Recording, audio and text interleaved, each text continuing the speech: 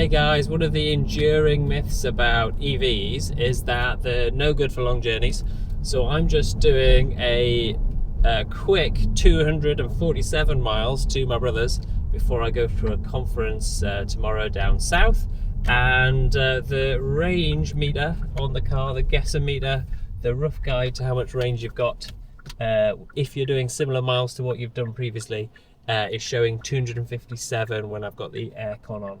So we'll see if I can get anywhere near that and if it works out. But also, the other myth is that only Teslas can do this, and only Teslas have a good enough satnav to sort of plan your charges in for you, and that everyone else has got to spend ages planning their charging. So I've put the destination in on the satnav, and we'll see if it just plans any charging for me. If I get low down to 1 or 2%, does it just slot me into a nice convenient charger?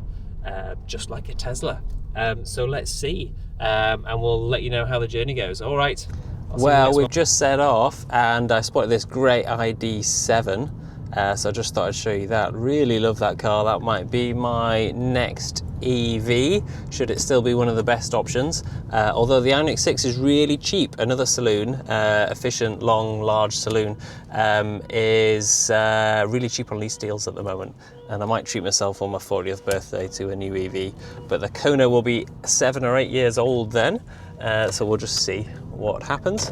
And we're just about to start heading south. So this is a really easy journey to plan. Just head for the south, and eventually we'll get to near Cambridge, where my brother lives, near Ipswich. So yeah, I'll give you an update later when I get hungry, and if I need to stop to charge or anything. Okay, better stop for the camera. All right, see you the next time, guys. Bye. And one of the other things I thought I'd talk about on a long journey like this is just kind of like the mental burden. So you might think it's only 250 miles, you might think it's only 4 hours driving, but actually I've just done a 8 or 9 hour day, and if you're in you know, high pressure jobs, I have just been doing admin this afternoon, but if you're using your mind for like 9 hours, that's using a lot of mental energy, and then you've got to do a 4 hour drive. And so some people will say that, you know, an EV not being able to do a 4 hour drive, or why are you stopping on this 4 hour drive, it's only 250 miles. I tow 10 caravans up mountains and keep going for 2,000 miles, and then I fill it with diesel, and then I go again for another 13-hour drive. And in the real world, it's just not like that, is there? If you ever stopped at a motorway services, it's not a complete absence of petrol cars or diesel cars there. You see that the car park is full of fossil fuel cars. And yes, they may not be going to the petrol station, but they're just taking just as long as an EV owner at the services, because quite often, once you've been into the bathroom, once you've been in to buy your food, once you've eaten your food, and hopefully washed your hands, the car's charged and you're ready to go. And then the whole process doesn't take longer, unless there's problems getting the charge to start, than actually being in a fossil fuel car. And sometimes if you do have to go to the petrol station after, it's actually quicker, because you're finished as soon as you're out and back at your car. You don't have to drive to the petrol station. So let me know what you think of that. So yeah, it's currently 5:30, and we're trying to get our way down south towards Ipswich. So I don't consider it a failure if I have to stop on the way to recharge me, and I will choose to recharge me somewhere where we can also recharge the car if it looks like we're not quite getting the efficiency to make it. So currently we have a 13 mile buffer, which is lower than I would usually do. I would usually sort of try and leave it at least 20, 30 or 40 miles, particularly if it's very cold. So that gap between your commuting, battery guessing your range, versus solid motorway driving, I always leave a little bit of cushion there just in case. So it's a little bit lower than that, but if we've got a tailwind or something, or if I drive a 65 instead of 70, I think we'd easily make it. But I'm hardly going to be going 56 drafting behind a lorry. I think we'll just keep going at motorway speeds and see what we do. And if I have to stop for something to eat, then all the better, so that my brother doesn't have to feed me tea at 9 o'clock. Okay, I'll see you in the next one. Ciao. And one of the really funny things about this journey is, literally, this is one of the only turnings I'm going to have to take of the whole journey. There's probably like 10 turnings of the whole journey of this whole 4 hours. So it's going to be incredibly dull. I'm just listening to a podcast that I'll kind of promote. If anyone likes heat pumps, as well as other renewable energy stuff, please do check out the Beta Talk by Nathan Gambling. Really good educationalist and expert in the heat pump sector. So yeah, please check that out. And we'll just join the A1 South now from the road to Teesside, called the A19, and we're basically on it. And I won't have to change road for another 200 miles probably. Wow. Okay, ciao.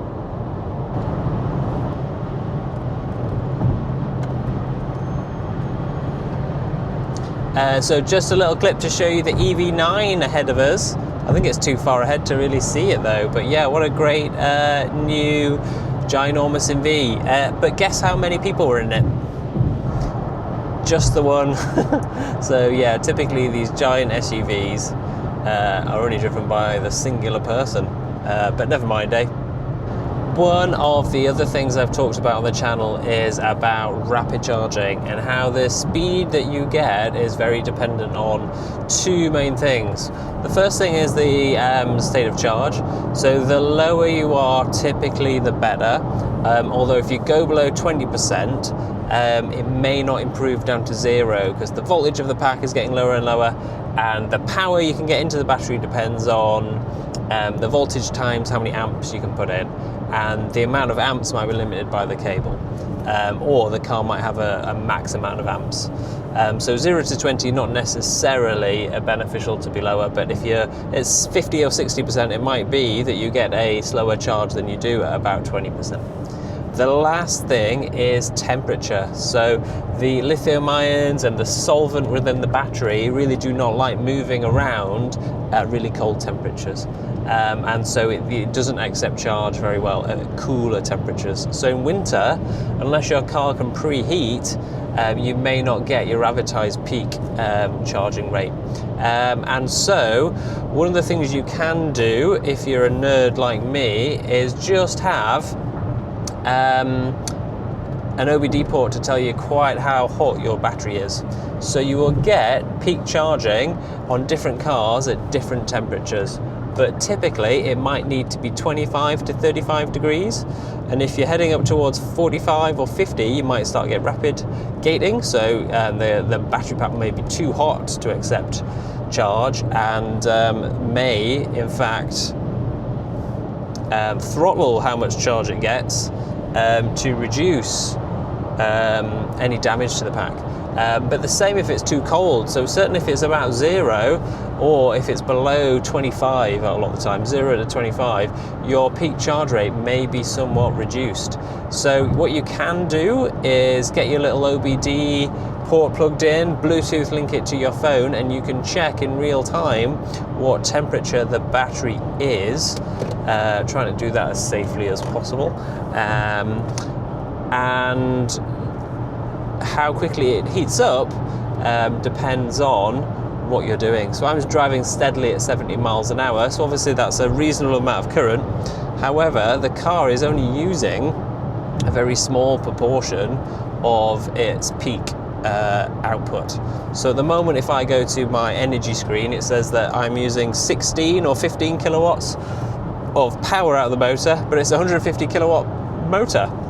So only about 10% of its peak power is needed to keep me at 70 miles an hour on the motorway. So it's really not warming the battery up too much, because there's really not that much current going out to a 400 volt motor at 16 kilowatts. So that's probably 40 amps. So it's really not going to heat the battery up too much. And it's 13 degrees outside, and from memory, those temperatures were about 18 degrees. So if I was to plug into a rapid charger now, I'm at 85%. My peak rate is going to be really low, and the battery might be too cool to even get the theoretical peak at that state of charge. So a lot of cars now, modern ones, have the ability to preheat the battery, but this old Kona doesn't. It does have a battery heater, and ideally they would update the ECU to allow me to tell it to preheat, or if I schedule in a rapid charge, it would do it automatically. And the new Hyundais do that, but not this one currently, and there's no plans for it to do that. So in winter, in this old EV, you will frequently find that you can't get your advertised peak charging rate. So that's one thing to bear in mind. But it has increased 4 or 5 degrees after an hour of driving above ambient temperature. So if I'm driving for 4 hours, I could recheck this at about the end of the trip and just see quite how that battery has got, and whether it has hit the 25 degrees, which I think is about what this car needs as a minimum to hit its peak charging rate. Okay, let me know if you've got any questions. Ciao. Hey guys, just one first test for the car satnavs in real time. Real time EV charger updates about whether it's accurate or not. So I'm just driving past Ferrybridge services. I have been there before, right after they've just installed the 12 new GridServe chargers and 12 new Tesla chargers. That was a couple of years ago when I was on the way down to a conference at Uxbridge. I called in just to see the new ones, and so the in-car satnav has an update of how many are available. It says there are 12 460 kilowatt GridServe chargers, probably 6 with 2 connectors, and then there's 4 135 kilowatt chargers. Now I don't actually think they're 135, I think they're old 60s, you know, when they replaced the Ecotricity things. But essentially it looks like it is working in real time and picking these things up accurately. So I'm not a huge fan of picking the camera up while driving, but let me just show you this because of all the ADAS in the car. ADAS in the car means it's essentially driving itself. So here we go, and it's showing me that there is loads available, which is weird because when I've been looking at people's comments on the videos and things, or on Facebook, there's supposed to be loads of queues at rapid chargers. There's no infrastructure, and yet they've got barely used infrastructure right there. And sadly the Tesla superchargers aren't open to other customers because they'll be cheaper, but the Tesla superchargers, there's 12 there as well, so we don't even know their status, but I'm not going to check on the app while I'm driving. Okay then, right, well let me know if you've got any questions. I am getting more and more impressed by the satnav and their real-time updates. Whenever I've been to the Ionity hub, it's been accurate except for like about a minute. So like if someone's plugged in a minute ago, it might not have updated yet, but it will get updated in real time pretty quickly. So I think that's very useful for, you know, on-the-fly journey planning. Oh, I'm hungry, shall I pull in here? Yes, the EV chargers are free, why not? Okay, right, catch you in the next one, bye. Just come up to one of the other services. I think this is Retford services, and there's another Instavolt there, and there's 4 chargers, and they've all had their cables cut. So that's one of the first times I've ever seen that. And so we've got 4 chargers unavailable there, but on the other side of the services, which you probably didn't see because I had the camera pointed over there, there were 4 Shell recharge chargers just there actually. So plenty of EV chargers around, and they are available, and I could see that their cables weren't cut, so that's good to know. But yeah, in the Midlands, or the specific like Lincolnshire, Leicestershire area, apparently cable cutting's a big problem. Not that I've ever been reliant on a charger there, so yes, that cable is cut, but I have got 139 miles still to do, and I still have 152 miles.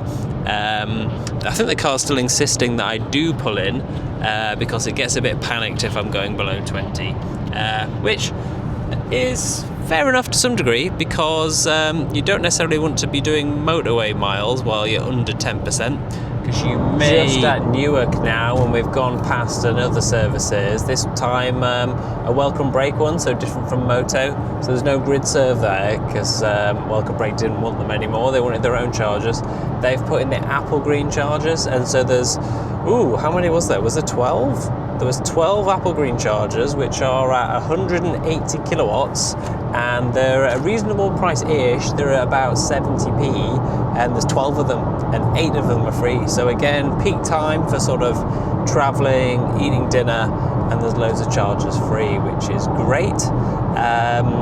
So it's just driving on a normal journey down the A1 and just noticing quite how much the infrastructure has improved. It's kind of getting crazy how much better it is than when I started. And you know, my in-laws do this journey a lot, actually, coming up from Essex up to the northeast, and they drive past these. And they did remark to me just quite how many EV chargers there were on their journey, but it didn't give them the confidence to go EV. They do pull a caravan, not very often. They seem to go on millions of holidays, but they don't seem to take their Tourer caravan away with them very much anymore. But perhaps that was a barrier to going EV, because it's certainly not the EV infrastructure for the few long journeys they do up from Essex up to the northeast. Okay, so we're just going past Grantham, and there's Cambridge, and there's Huntington, and there's loads of Tesla superchargers, Ionities, and grid serves there. But I won't keep prattling on about it. What I've decided to do is at Newark, there is then on the A14, as I come round to Ipswich and Newmarket, there is a open to non-Tesla Tesla supercharger, and it's right by a Burger King. So I think that's what I'm going to do, and will only charge while I'm eating. But my brother's not an octopus, so he doesn't get unlimited out of hours charging like I do. He's only got like maybe 5 hours, so I won't be getting a full charge anyway, so I might as well top up even if I could make it. I think that's what I've decided. I've still got 12 miles gap, so I still would probably make it without a problem, because the miles per kilowatt hour is 4. I've been doing and I think I'm easily going to make it, essentially. I've got the confidence, but we'll charge anyway while I stop, because I'm kind of getting starving. I've not had anything to eat all. My lunch was only a pot noodle anyway, a Huel pot noodle, so yeah, we'll see how we go. So yeah, sun's setting now. Hey guys, so we probably are going to have to charge, because I've got 63 miles left and only 65 miles of range, so that's getting too tight.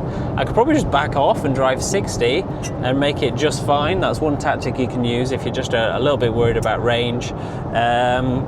Nothing else tends to make much of a difference. If I go on my Hyundai's screen to look at energy use, because one of the big myths is that heating uses a lot of the battery, etc. It's 11 degrees outside. The car's pumping out 30 degree air to keep this at about 21 or something like that. It's only used 1% of the battery on this big long trip. I've driven 185 miles, we're getting 4 miles a kilowatt hour. And you know, driving's using 15 kilowatts, but the climate's only using 470 watts or something. And the electronics, like the headlights or the driver's assistance and the ECU, is only using like 200, 300 watts. So it's really not that much of a draw, you know. We've had the radio going and podcasts going and stuff like that, so we've not exactly been energy conserving. The climate control's just been on auto all the way, so the only real way you can save energy is potentially turn the heater off if you don't have a heat pump like me, or slowing down, because you'll have less air resistance and your consumption will be lower if you just slow down a little bit. So you could drive 65, see if that gives you enough of a boost to make it to your destination, or, you know, at worst case 60. You still should be fairly safe because you're still going faster than the lorries and you won't feel intimidated by the traffic. But we've just come off the A1. I've done one of my only turnings in this whole journey. It must be like the second turning that I've ever done, and we've just gone on to the A14. So just going past, a wind farm's right behind us over here. Let's try and show you that one. That's good to see. But yeah, we've just coming over to the Cambridge area and Peterborough, and we've got 30 miles to go to a Tesla supercharger at Newmarket, and I can decide where I want to charge. Do I want to charge at a Tesla supercharger, or do I want to go to an Instavolt, because they're both in this Studley Park area of Newmarket, and they're both right next to each other, and they're both right next to a Burger King or a McDonald's, so I've even got my choice of crappy burgers, and we'll just see what we fancy when we get there. They're both around the same price, so one of the myths is that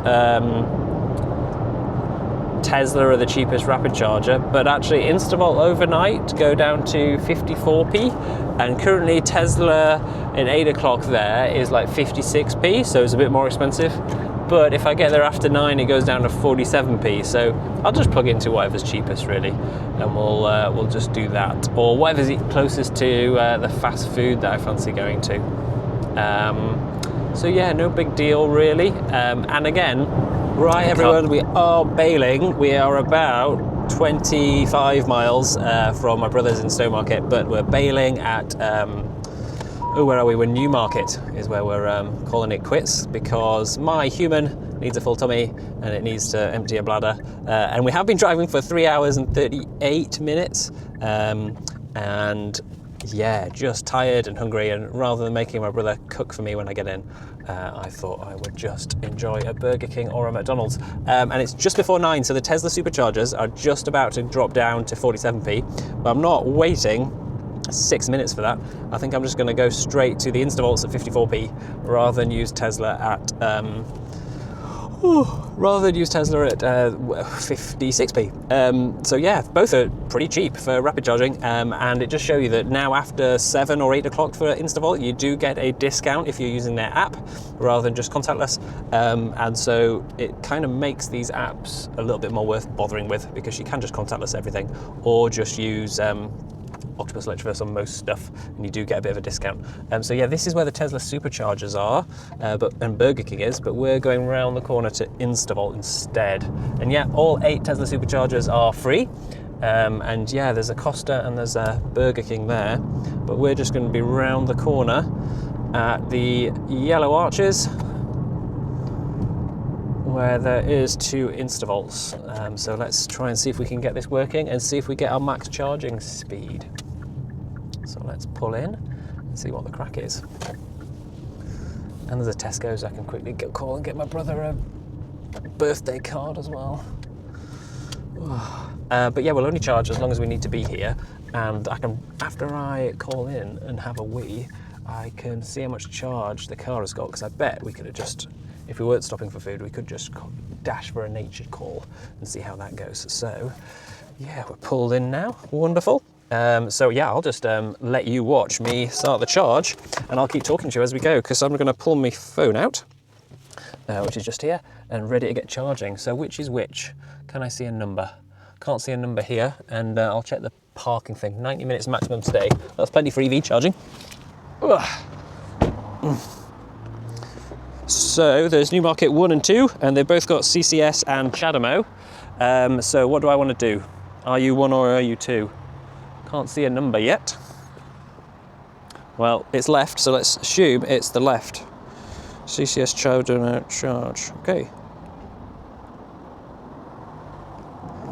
So the app's just telling me it needs a quid in the bank first, so it's just going to check that I have a pound on my bank, and then it's going to turn one of these on. Ah, here it says McDonald's Newmarket 1 here, so that's where you find out where the charger number is. So hopefully this is now, yep, it's released the cable, and so let's plug in.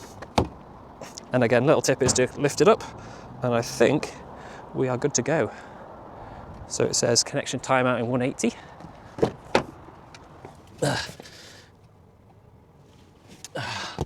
And I'll just show you the crack. So I sometimes find that locking the car helps. Just lock everything in. We can hear it clicking away. I think we're about to start. Okay, the fan's kicking off. Here we go. Here we go. It's saying 87p, but it is going to charge me 54p, I would hope. 12%, so we still had a little bit left to go. So we'll pop inside and just see what the pace is going to be. It is starting, I promise. Yes. So we're instantly at 50 kilowatts. So I'll just have a look. We should be getting a little bit more than that. Hopefully we will get, let's keep this going. Hopefully we will get the full charge speed. So let's just check on the car scanner. The battery min is 22 and the battery max is 25. So not quite at the full charge speed yet, but hopefully this will kick on and I can in real time update you on that. So let's go get some food, eh? Now you don't want to see me order McDonald's particularly, do you? And this is where in the car it says the charge speed. So just on the right side of this driver's binnacle, there you go, 51 kilowatts. So yeah, let's see how much charge we get. We've already got 1% charge. Let's see how much charge we get while we order some food. Okay, see you in a second. Hi everyone, so just come back from the bathroom. Food's here and we're already at 45 miles of range and my brother's only 30 miles away, so could stop the charge now and that would be enough, but we'll just get a bit of extra juice for tomorrow. That'll work out nice. So if I really did want to dive in for a pee and just leave, could have done. But yeah, we'll just chill out and eat a bit before I set off. Right guys, I've absolutely stuffed my face as quick as possible with that McDonald's. Having a, not much chicken burger, but a spicy chicken burger with Frank salt sauce. And we've been charging for 15 minutes and we have charged 16 kilowatt hours. So that's pretty good. So we'll just pop in to see, and they estimate I've added 52 miles, but we'll just pop in to see quite how fast we're going, eh?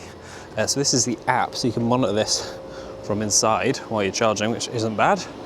And let's just see the view progress. Great. Here we go. And we did almost hit the peak, so we're at 75 kilowatts. That is amazing. So I'll just get car scanner up on my phone to just see quite what the battery temperature is. So yeah, so if we look here, there's not much different here. So the battery min is 22, battery max is 25. So yeah, not doing anything too different there. And this is plenty to get to my brother's, and it's a nice start to be topped up at his home charger so that we can hit a reasonable amount of charge to get to Cambridge 2 days in a row, or at least the park and ride probably, to get to this conference. So we'll just stop this now. It said 91 minutes to get to 100%, which you kind of don't do on these rapid chargers anyway. You typically only go to about 80, where most cars start slowing down, but some super fast cars, for charging at least, can go a bit further. So if you're new to EVs, do look up your car's charging curve and when it's fast and when it's slow. And do bear in mind the temperature thing, like I said earlier. So here we go, lovely jubbly. And off the final leg of the journey. Feel nice and refreshed after that, but yeah, we'll hit the sack pretty soon afterwards. I know Arsenal are playing, so I'll just put that on. Arsenal playing in the Champions League against PSG, so we'll see if they can win. But yeah, 3 hours and 40 minutes it was driving down here, so I do not feel bad at all about that. Ooh, I'm getting a phone call. I'll see you later. Last little bit of the journey, guys, and it's almost 10 o'clock now, so it's getting pretty late. And I was just reflecting on, you know, is this 2020 Kona now a little dated? Is the charging speed a little outmoded? Is this car obsolete? Well, we practically did the journey. I could have made it if I just slowed down to 60 for parts of it. Basically, we had like 1 or 2 miles leeway, and with a little bit of careful driving could have easily done it. But you know, the human needed to stop. I was at kind of my limits of attention span, feeling much sharper and safer on the road now that I've stopped for some bio breaks, etc., and got a bit of liquid into me. I'd run out of water in my flask as well, so I was thirsty, hungry, and needing the toilet. But in the 16 minutes I was plugged in, the car reached at some point its maximum charge rate of 75, 77 kilowatts. But in that same 16 minutes, in an Ioniq 6, in a Hyundai Ioniq 5, in a Porsche Taycan, the car would have been practically at 80%, because those other more modern Hyundai EVs rapid charge from 10 to 80% in 18 minutes. And so we arrived at about 12%, and I only got to 36, 35%, whereas they, in those 16 minutes, might have been at 70 or 75%, which is just kind of insane compared to where we were in this one. So although the range of this car is perfectly adequate for my needs, it drove as far as I could drive on my attention span and human biological needs. But wouldn't it be wonderful if it was just at 80% charge now?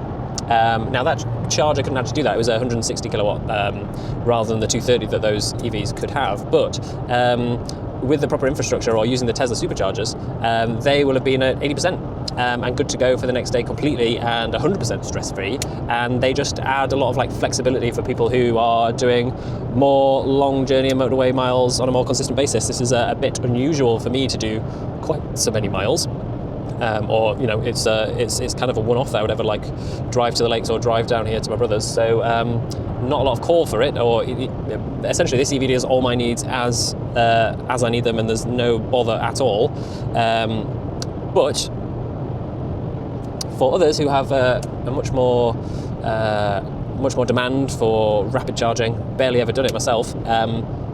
It kind of does hold you back a little bit. I would have had to continue charging. Let's see what the car says. If I needed to hit 80%, let's see what the car said it would have taken. No, this one. Okay, battery status. And let's say I'm going to DC charge to 80%. It says 38 minutes.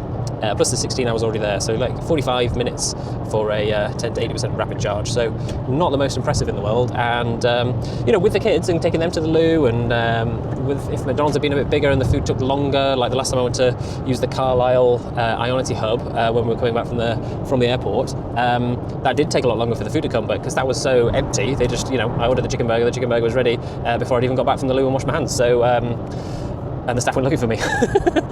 So, you know, it would be a lot more flexible for a lot more people, is what I'm saying.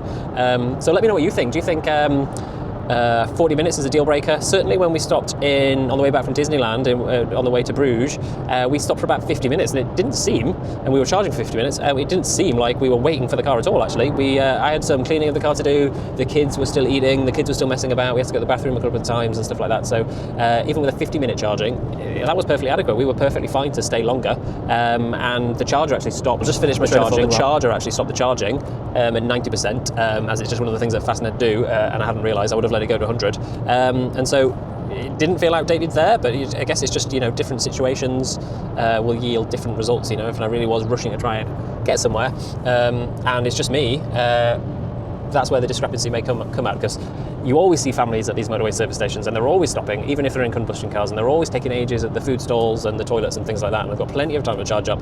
But perhaps a lot of the EV skeptics are more single men or men doing their own journeys as part of their work or something, and they are more willing to just pee in a bucket or open the car door and pee or something in the car park, or literally inhale a McDonald's like I did, and they wouldn't be going within 15 minutes or something. And you really would need one of the more rapid charging cars like the Taycan, like the Model 3, like most modern cars really, but including those Hyundai Kia Group 800 volt stuff. Anyway, let me know your thoughts and let me know what you think. I'm going to sign off, going to plug in at my brother's and then call it a day. And it's only 10 minutes till I get there now. Okay, see you in a bit, guys. Guys, charged up at home for free at my brother's Hive charger. They give you a year's worth of free charging if you choose to go with them, presumably to get you to stay with British Gas rather than switching to another provider, e.g. Octopus, I suppose, is one of the most common. And now off we go to Hixton Hall, so I need to look up the address and put that in the satnav, but it's just on the south side of Cambridge, so we'll just start driving that way, and off we go. Totally bailed last night, as you'll know from the video. I think if I'd started driving at 60, it would have definitely made it. I had like a couple of miles spare, and had arrived at the charger at like 12%, and charged 35, but then got to my brother's at about 22, so used 13%. So yeah, it might have been 1% short, and in the end of the day, we set off with 99% anyway. The car completely fully charged while at the work car park. So yeah, could have just about made it, I reckon. But I couldn't make it. I was desperate for the loo. I hadn't had my dinner. I was hungry, and the call of a chicken burger was on my mind. So there we go. And no defeat really, because driving for 3.5 hours is pretty tiring after you've had a long day at work. So you know, I think it's just stupid-headedness really. Although, you know, we did get a comment on my short, say some sort of anti-EVer called Lewis, saying, just buy petrol, how much of your life are you spending charging? But you know, as you can see, the car was only charging for 17 minutes, and we were literally only in McDonald's while I ordered food, ate it, practically inhaled it, and then ran away. And if I'd been eating at a normal pace, it would have been another 5 minutes, and the food hadn't come instantly because it was so empty. It'd have been another 10 minutes. So yeah, I don't really see any any problem. But we did only get a little bit of charge really, and you know, modern EVs, you'd have got practically a full charge. Well, you know, up to 80% really in that sort of time, 18 minutes almost. So there's that to bear in mind, and it just sort of made me think about other rapid charging cars really, not completely not rapid, but you know, with slow DC rapid charging paces, like a lot of people with the 40 kilowatt Leaf or even the 60 kilowatt hour Leaf. Their rapid charging sort of is limited by CHAdeMO at like 50 or 46 kilowatts. So I think for long journeys, those really probably would take too long. I think mine is probably bordering on taking too long, or definitely too long for a single person wanting to inhale the food, splash and dash. If they've got another onward long journey, but for me, I only had to get 30 miles down the road. I only needed to pick up a little bit, so it did me, given I can charge my destination. But I guess it's for if you're going to do a 3 hours followed by another 3 hours, this might struggle. You probably have to charge twice because you're not going to get to 100%. Okay, well that's my thoughts for now. I'm just heading off to Hixton Hall for this conference, so I'll update you when you're there. There's no charging there, and I've got to get there early to get a car parking space. And I need to look up the code I need to get into the car park, because the email said to have it to hand, so better do that. Okay, ciao.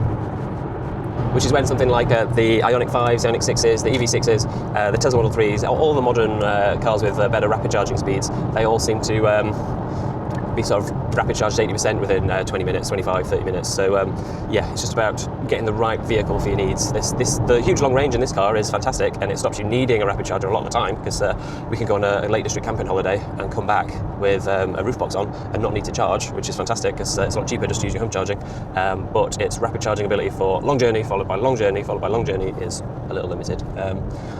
But it doesn't really stop it being very, very suitable for the vast majority of people, I would say.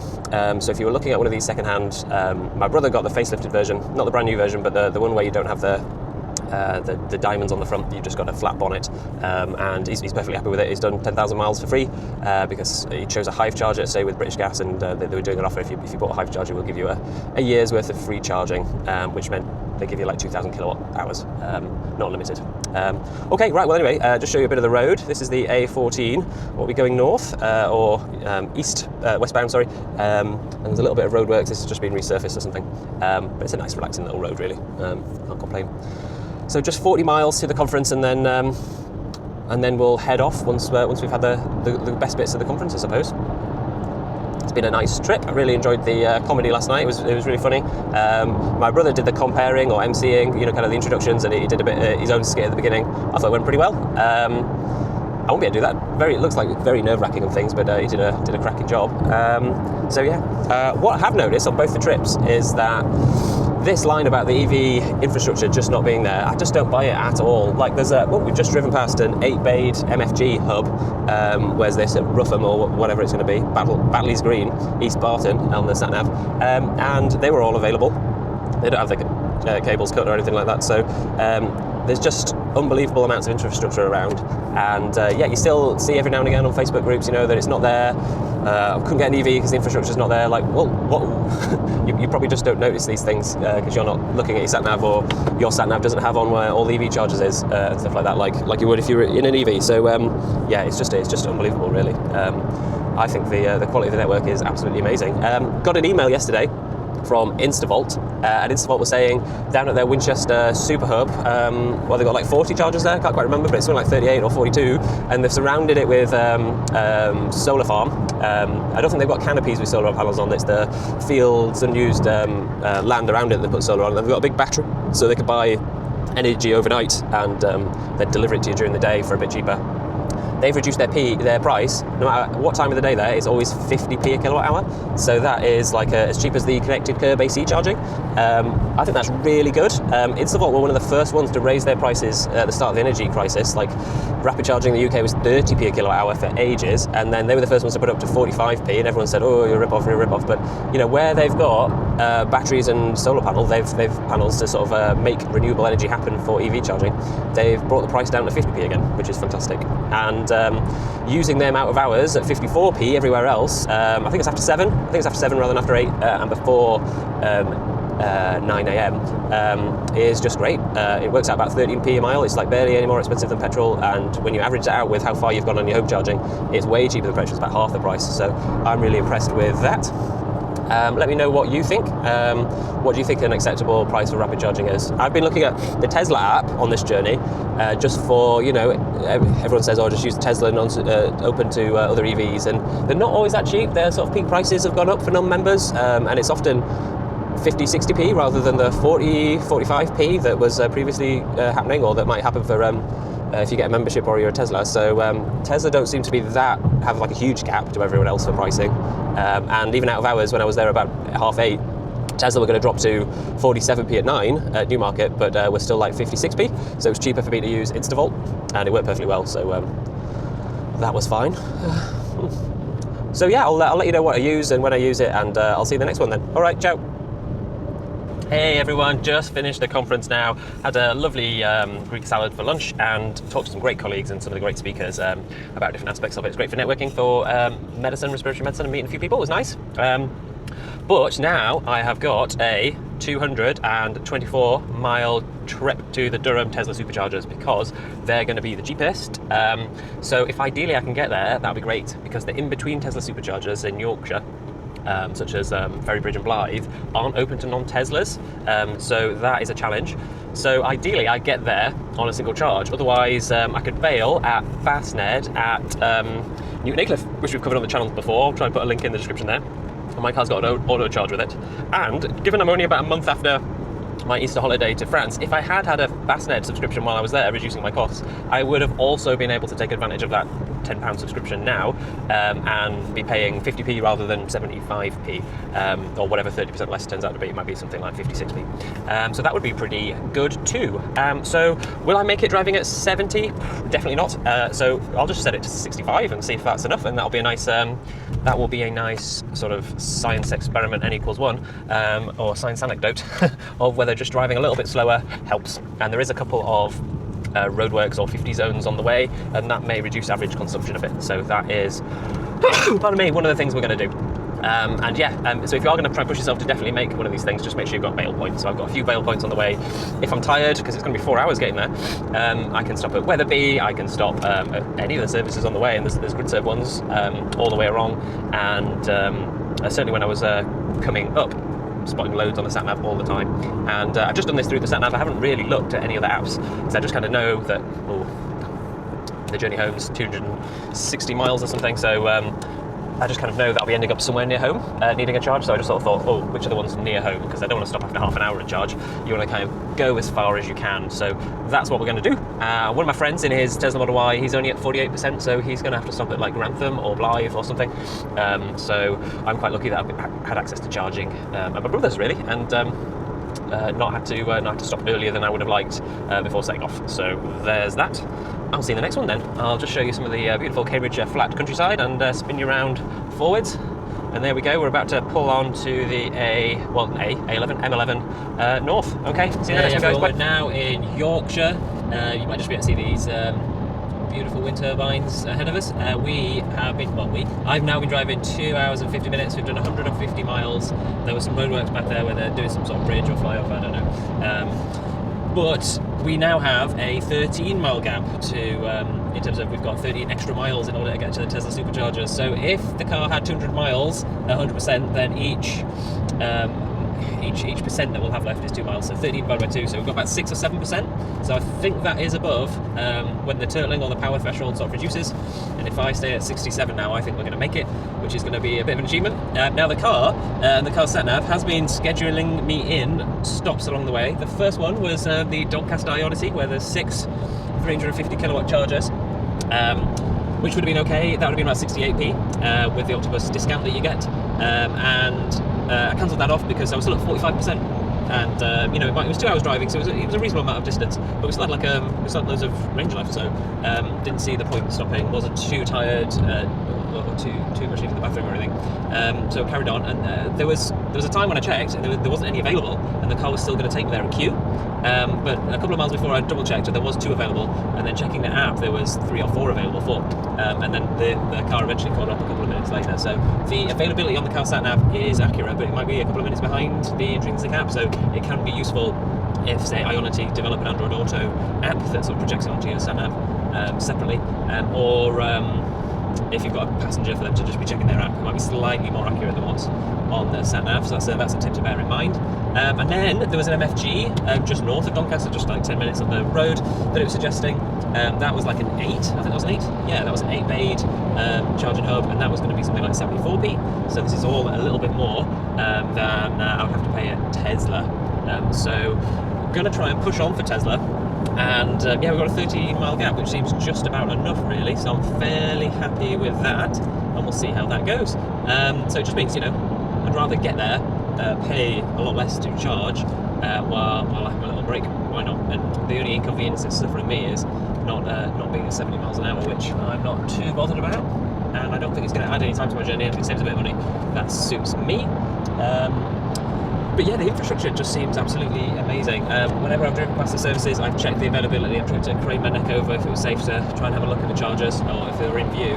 And quite often you can see them, and quite often they are all available. Last time I was talking to someone on Facebook, they were saying that Bank Holiday Easter, they got loads of queues on the A1, specifically there in the Midlands in Lincolnshire, I think is the county, at Starbucks. And whenever I clicked on them, when I drove past them, I saw that there weren't queues. And they're not a huge services, these ones. These are just literally a drive-through Starbucks by the side of the road, and they're fairly horrible off-ramps and stuff, where you've got to like brake fairly rapidly. I wouldn't recommend them. But yeah, he was saying that there was really bad queues over Easter, and I'm like, well, this is a Friday afternoon, it's peak times for sort of lunch and stopping, because I've been driving from 1 till now it's 4, and I just don't see it, to be honest. I just don't not believe it, because there can be peak times, but you just don't see it as a regular problem. It is a once in a blue moon problem, as far as I can see. But let me know if you've got other experiences. Certainly, like the busy periods before Christmas and things, you're turning up to a very popular services where there's no alternatives. If you're turning up to a very popular services where there's no alternatives for 50 miles either way at lunchtime on Christmas Eve, then yeah, I can kind of believe that there's going to be queues. But in 99% of the time, these things are empty.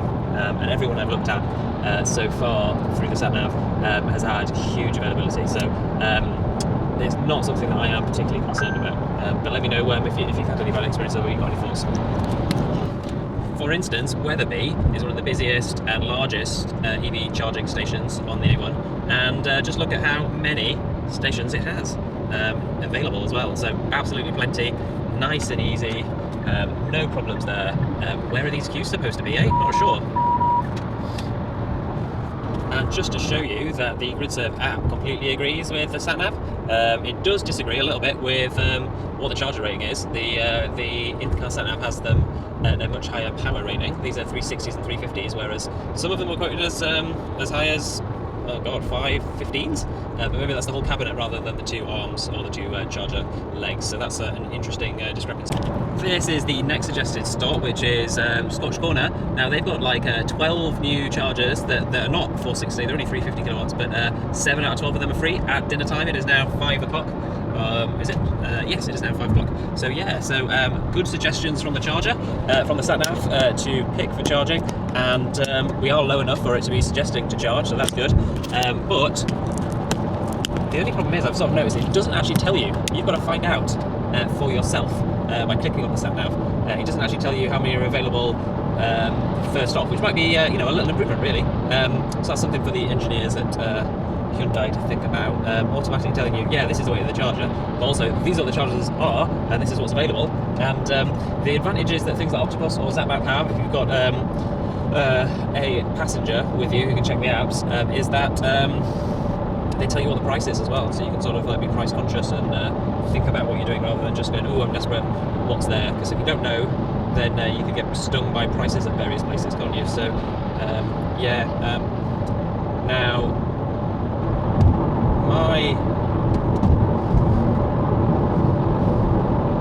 what was I saying? I'm just checking the GridServe app, and it agrees with the car for how many is available. So yeah, what does the car say? The car says that there is. No, tell me how many is available. Oh, stop telling me. But yeah, GridServe agreed. They said there was 7 available. Yeah, and there is 7 available. So yeah, nice. Another thing that's interesting is that we've built up an 18-mile gap versus predicted. So we can go 18 miles further the superchargers are within 18 miles of our range, so I've got 36 miles range left, and it's only 18 miles to go. But the car still wants me to bail at Fastned, so it wants me to pull off in only 18 miles. So that's interesting. It's obviously more conservative than I would be. Or that, you know, it might be reasonable to pull off with just 18 miles. I think that's perfectly fine. But let me know what you would do. How much charge in the bank would you have before pulling in? And would saving 10p a kilowatt hour, is that worth it? Interestingly, home is only 50 miles away, so I think I only need 15 miles. So that's really don't need to stop for long to plug in at all. So actually, you know, just stop whenever you want, really, because I'm not going to be even buying 10 kilowatt hours. I'm not going to be saving £1 by pushing it. But it's been a nice experiment to see if just driving 3 miles an hour below the speed limit is going to save enough energy to sort of get that extra 10 miles further, which it has, which is great. But I think it being a really hot day and having a tailwind has helped as well, which is nice. Let me just show you the dashboard. Why not? So yeah, we've got 17 miles to go. It's 5 o'clock for peak charging, and we've got 34 miles of range on there. We've been getting 4.8 miles a kilowatt hour, which is crazy high, and it is. We've been going for almost 4 hours now, 3 hours 45. Yeah, I don't know how comfortable I am with picking the camera, really. I think it's probably not a great idea, but the car kind of drives itself on these things. It's got the lane keep assist and highway drive assist 2.0, so it's kind of just driving and having me correct the steering wheel once every few seconds, really, so maybe it's not so bad. So we're just coming past the Fastned charging hub. I wonder whether you can just see it once the trees go away. You've got a good view just there. Yep, you can see a peak of yellow by the petrol station, hopefully. So that, well, I guess I've officially bailed on bailing. We're past our last bailout point. We've got 30 miles of range, and we've got 12 miles to get there. So yeah, officially don't think I need to bail early. And we've got plenty of extra room to get there, which I think is fantastic. The Fastned chargers are reporting that 6 are available out of 8 at 300 kilowatts, so that's pretty good. Can't complain about that. So I'm pretty pleased. Ooh, do we have a bit of traffic? We may have a bit of traffic. And I couldn't quite see, you don't have a good enough view to be able to check from that one. But yeah, so here is the services coming up. There's the screen. So we've got 11 miles to go, and we've got 28 miles. So we built up a 17-mile gap from having like is it a 10-mile shortfall? So the range on this thing has been fantastic. We've done 211 miles so far, and if we add in how much I did in the morning, consumption history, we did 47 in the morning, so that's going to be 258 miles of range used today from charge, and we've still got 27 left. So testing my maths live on air, aren't you? So that'll be 265 and then another 20, so that's 285 miles of range on a day like today where it's 21 degrees and you're driving at 65, 70 miles an hour. So I think that is quite fabby, really. Can't knock that at all. But I think we'll just chill out now and let the car drive the last 10 miles, and I won't bother fighting to overtake. We'll just chill out and make sure the battery doesn't get too low. Okay, I'll turn this on when we're pulling into Tesla. Fancy. Hey guys, we're just pulling in. We're off the motorway now, coming off the A1M, just at Bowburn services. So we're going past the grid serve and the main services. They've only put 140 kilowatts in here. There's 640 kilowatts, which is like lower than they usually do. Everywhere else is 350. So I'm not sure of the reason for that. Presumably power was harder to come by or something. And then we'll just drive past it and go down to Tesla. It doesn't take long. It's half a mile now. We've still got 17 miles on the gom, so that's good. Well, I didn't anticipate there being red lights, but they're changing. Right. Good, here we go. So I'll just show you that it's not too inconvenient. I mean, like, I checked, I think Tesla's going to be 65p, but grid serve is like 78. So yeah, there's 2 cars there, and the car's satnav said 3 were charging. So yeah, it's maybe someone's only just pulled off. Let's get the right-hand lane, because we are going to turn right here. So there's no signs for Tesla there, but you can see them. And so what we want to be in is in Integra 2, I believe. So let's double check that. But yeah, this is the massive Amazon warehouse fulfillment center. So yeah, not Integra 61. We want to go into Integra 62 North, or 61 North. Right, okay, fine. The south and north. And here we go. And here we are. Look, there's so many available. So last time I was here, I used 5C. But yeah, let's just find any that we fancy and plug in. I'm going to mess around with the app. So we use a 1. I think this is like 180D, and I think they use 1 power cabinet, or maybe the V4s have got power sharing across the whole thing. So let's just stop the car a tick, and I will get the Tesla app fired up and just double check all the prices for you. Let's turn you around. Hello, right, great. So I can show you the app when it's ready. So I've done another video about charging your Tesla or charging a non-Tesla at a Tesla supercharger. Durham recognises I'm near Durham. Whenever I open the Tesla app, it always takes me to Africa, and you've got to press what you're at. So this is 59p, whereas grid server going to be a lot more. So let's try and put that somewhere. Yeah, you can see the price there, 59p, whereas grid server would have been 79p. So you are going to do that, right? 20p off. It's kind of ridiculous. So yeah, we're at 1D and start charging. So yeah, you just, oh, I didn't show you. Cancel. Boom. Find charger. Durham. So yeah, if you just have your app here, showing it, you can select charge here. You're charging. I don't want to zoom as charging summary. Fuck's sake. Durham. Let's zoom out so this is easier. Right? Perfect. Okay. Right. I'll edit this a bit. 59p. Charge here. Great. And 1D. Select where you are. You can see that fairly easily on the charger. You can't see it from here, but it's at the bottom. It's just at the bottom of this thing where you see it. So you then press start charging, and then it's going to tell you to plug in. Okay. Off we go.